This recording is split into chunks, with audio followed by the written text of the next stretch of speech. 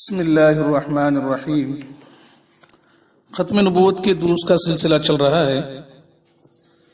آج آپ حضرات کے سامنے یہ مضمون پیش کرنا ہے کہ قرآن کریم نے حضرت عیسیٰ علیہ السلام کی عصمت کا اعلان کیا ہے، لیکن مرزا قادیانی نے قرآن کریم کے اعلان کے خلاف حضرت عیسیٰ علیہ السلام کے سلسلے میں غلط عقیدے کا ارتکاب کیا ہے۔ سب سے پہلے آپ حضرات کے سامنے مختلف آیتوں کی طرف اشارہ کیا جاتا ہے کہ اللہ تعالیٰ فرماتے ہیں اعوذ باللہ من الشیطان الرجیم بسم اللہ الرحمن الرحیم لقد کفر الذین قالوا ان اللہ هو المسیح ابن مریم الى آخرہ۔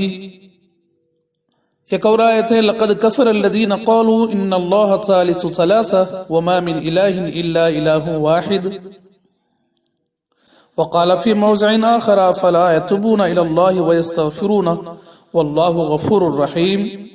وقال في موضع ما المسيح ابن مريم إلا رسول قد خلت من قبله الرسل إلى آخره۔ یہ مختلف آیتیں ہیں،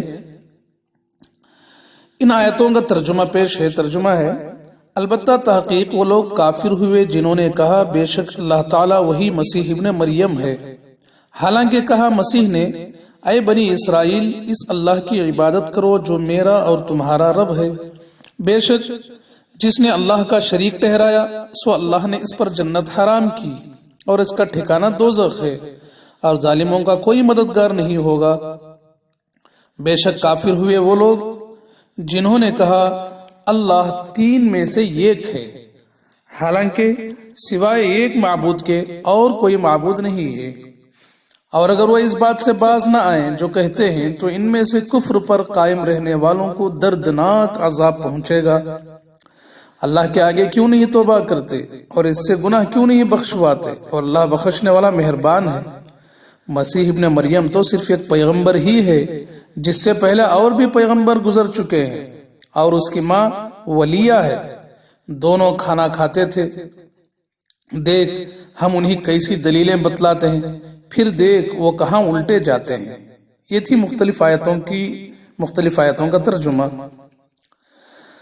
تو ان آیات میں نقلی دلیل کے ساتھ شرک کا رد کیا ہے، یعنی عیسائیوں کے شرکیہ عقیدے کا رد حضرت عیسیٰ علیہ السلام کے اپنے ارشاد مبارک سے کیا، پھر مشرکین کا انجام ذکر کرتے ہوئے شرک سے توبہ کی ترغیب دی، اس کے بعد عقلی انداز سے ان کے عقیدے کو باطل کیا کہ حضرت عیسیٰ علیہ السلام دیگر انبیاء کی طرح اللہ کے رسول تھے، ان کی والدہ اعلیٰ درجے کی ولیہ تھی، دونوں کھانا کھاتے تھے، کھانے کے ضرورت مند تھے، اور جو ضرورت مند ہو وہ معبود اللہ کیسے بن سکتا ہے۔ یہ تھی مختلف آیتوں کی وضاحت، ترجمہ۔ اب دیکھیں مرزا قادیانی کیا کہتا ہے۔ مرزا قادیانی نے کئی وجوہ سے ان آیات کے مضامین کا انکار کیا ہے۔ کہتا ہے کہ ان کا کوئی معجزہ نہیں تھا، یعنی حضرت عیسیٰ علیہ السلام کا۔ انجام آتم در روحانی خزائن جلد نمبر 11 صفحہ نمبر 290۔ تو اس کا مطلب یہ ہوا کہ جب ان کے پاس کوئی معجزہ نہیں تھا تو رسول بھی نہیں تھے۔ جب ان آیات میں ان کو رسول کہا گیا ہے، نیز قادیانی نے حضرت عیسیٰ علیہ السلام کے بارے میں کہا کہ اس نے خدائی کا دعویٰ کیا، نعوذ باللہ من ذالک۔ انجام آتم در روحانی خزائن جلد نمبر 11 صفحہ نمبر 293۔ جبکہ قرآن کریم کہتا ہے کہ حضرت عیسیٰ علیہ السلام نے نہ صرف یہ کہ اپنی بندگی کا اعلان کیا بلکہ اپنی امت کو بھی اللہ تعالیٰ کی بندگی کا حکم دیا اور کہا کہ اللہ تعالیٰ میرا بھی رب ہے اور تمہارا بھی۔ تو ان آیتوں کے مضامین کا بھی قادیانی منکر ہوا۔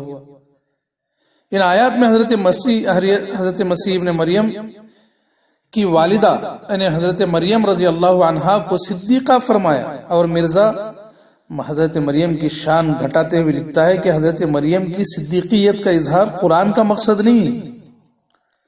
جب قرآن کا مقصد نہیں ہے تو بے مقصد قرآن شریف نے وہ الفاظ کیوں استعمال کیے، وہ امہ صدیقہ والے الفاظ۔ سیرت المہدی جلد نمبر 3 صفحہ نمبر 220 میں اس نے حضرت مریم کے شان میں اس طرح کی گستاخی کی۔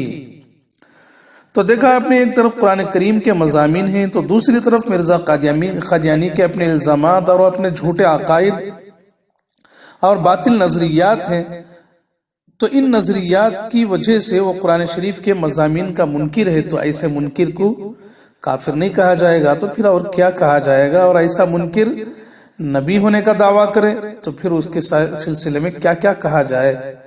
اللہ سے دعا کرے کہ اللہ تعالیٰ خاتمہ بالخیر نصیب فرمائے، ختم نبوت کے عقیدے کے ساتھ ہمیشہ منسلک فرمائے۔ وآخر دعوانا ان الحمد للہ رب العالمین۔